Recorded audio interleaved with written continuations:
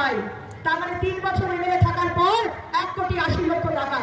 কিন্তু ঝুটি দিদি, ঝুটি বোন, তিনি বলছেন তিনি নাকি 15 কোটি টাকার কাজ করেছেন। আর কত মিথ্যে কথা বলবেন ঝুটি দিদি আর ঝুটি বেহেনা। তাই একটি গান দিয়ে আজকে বক্তব্য আমি শেষ করবো। একটু